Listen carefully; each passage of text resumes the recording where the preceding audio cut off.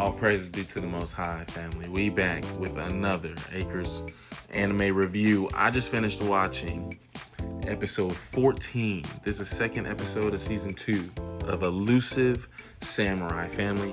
If you're not watching Elusive Samurai, you're just straight up missing out. This is such a fun show. Fun is the strongest word that I can associate with it. It's just fun in a different way from the other shows. And the fact that it's real, like historical names and events and dates, that's what's mind-blowing to me. Of course, they're telling a story still. Okay, we're gonna get into it, but really quick, family, we are on the road to 200 YouTube subscribers. If you're watching this and are not subscribed, go to Michael Cameron Live on YouTube. Subscribe and comment that you did. I will shout you out in a video. We appreciate you, family. Thank you so much. Okay, let's get into it. It wasn't, look, my last couple reviews been a lot, like really detail heavy. This one not so much, but such a fun episode. The art in this episode is crazy, right? Like the symbolism, just the colors and style, the way they illustrate just even conversations, right? Okay. So we ended last episode with I forget his name, but the guy with the eyes. He suspects us, Tokiyuki, to be a Hojo child, right? And I know I messed that up in the last episode in terms of Tokiyuki's name. His real name, Tokiyuki Hojo. He is going to be the heir, or he is the heir to the kingdom, right? That has been taken over by Takauji, right?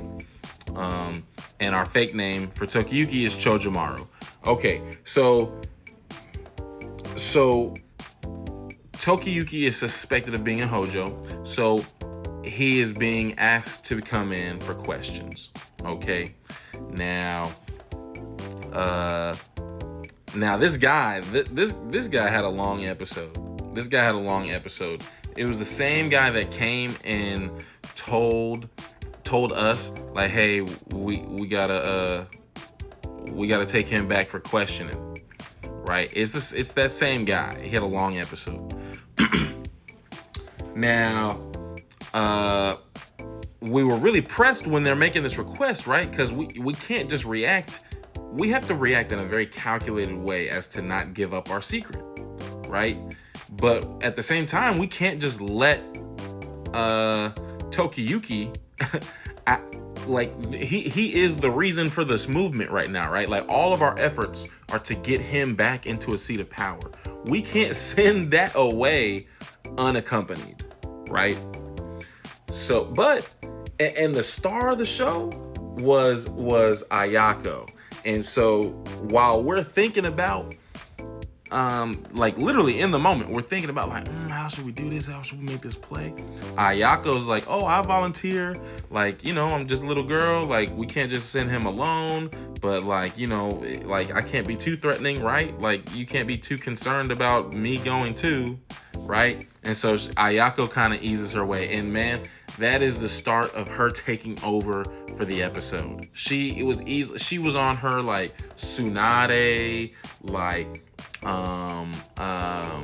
Star and Stripes energy, like big muscle mommy energy to now don't get me wrong, like she's literally 9 years old, and like some of these men were gawking at her in a disgusting way, but like, you know, like she shows off her athleticism and her personality and her strengths and charisma very much in this episode. It's fun to watch. So she interjects, she inserts herself, okay, I'll accompany him, and that's what happens. We go back and we get interrogated. Now, when and Tokiyuki's coming in because we previously encountered each other, and Tokiyuki handed this dude an L in their archery competition, in their arrow shooting competition. Tokiyuki already handed this dude an L. So this guy's really looking for revenge and trying to exterminate the Hojos. So Tokiyuki's coming in upset and with some like energy. He comes in all hot. This dude, he's underestimated me. Now he knows he's not supposed to tell on himself, but he's like hyping himself up. He's like, I'm gonna be the leader of the Hojo clan, and this dude's underestimating me. So he comes to sit down all like, and what's his name? It's Suda. Dang, hold on, let me get his name. Okay, Sadamune. Sadamune is his name. Okay, and so basically he's interrogating Tokiyuki, aka Chojimaru, and look, these guys have respect for each other's game for real, and they have a bout of words. They even say it's a bout of words, right? Like, I'm trying to corner you into admitting your true identity, and you're trying to dance around and convince me that that's not you, right? And long story short, he does. That's exactly what Tokiyuki does. That's thanks to the prep that he did and understanding his history. He was able to use like a real event as an excuse because he read up and understood, right? And so he says like, oh yeah, my family was burned in a fire and I ran away and I was ashamed, and so that's why the reports are like, you know, that we all died, but I actually survived and made it out, right? Now, and so that was fun. That was like, that had you on your toes, but Tokiyuki was unfazed for real, man. Like, this was just a verbal game of tag to him, and we know that's what gets his juices flowing, right? Now, when they're bringing it, now Sadamune is the eye guy, and there was another ear guy, right? And so he's coming in because they're trying to combine their eyes and ears to make like a lie detector on him, and they're preparing to ask him like, hey, are you a Hojo? Before that, they had, like I said, this guy has a long episode. He came and told the Suwa shrine, hey, we need to take back this kid. Is this same guy, right?